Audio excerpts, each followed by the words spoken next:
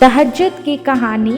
اگر تہجد میں سورۃ یاسین پڑھ کے دعا مانگی جائے تو وہ دعا بھی انشاءاللہ قبول ہوں گی، کیونکہ اسے 3 دل ملتے ہیں، رات کا دل، قرآن کا دل اور انسان کا دل، اور 3 دلوں کا ملنا قبولیت کا سبب بنتا ہے۔ سورہ رحمان۔ جب دل اداس ہو اور وجہ بھی سمجھ نہ آ رہی ہو تو سورۃ رحمان پڑھ لیا کرو، دل کو سکون آ جائے گا۔ نصیب بدلنے پر لوگ کہتے ہیں ہوتا تو وہی ہے جو نصیب میں لکھا ہو۔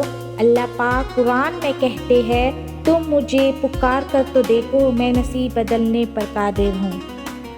کیف میں ایک سبق ہمارے لیے یہ بھی ہے کہ جب کچھ ایسا ہماری زندگی میں ہو رہا ہو جس کی سمجھ نہ آئے تو ہمیں صبر کر لینا چاہیے، کیونکہ ضروری نہیں کہ ہمیں ہر چیز کی حکمت فوراً ہی سمجھ آ جائے۔ کبھی کبھی یہ باتیں وقت کے ساتھ ہی سمجھ آتی ہیں، وقت سارے راز کھول دیتا ہے۔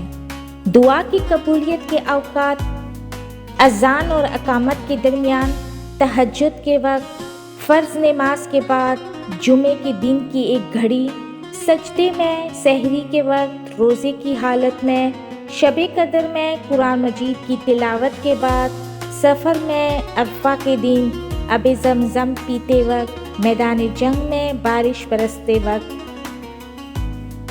انسان کی 10 حقیقتیں: جتنا امیر اتنا کنجوس، جتنا خاموش اتنا خطرناک، جتنا سنجیدہ اتنا گہرا، جتنا خوبصورت اتنا نخریلا، جتنا خوش اتنا جعلی، جتنا نرم اتنا مینا، جتنا جذباتی اتنا سچا، جتنا باطنی اتنا بے وقوف، جتنا طاقتور اتنا بے رحم، جتنا میٹھا اتنا دھوکے باز۔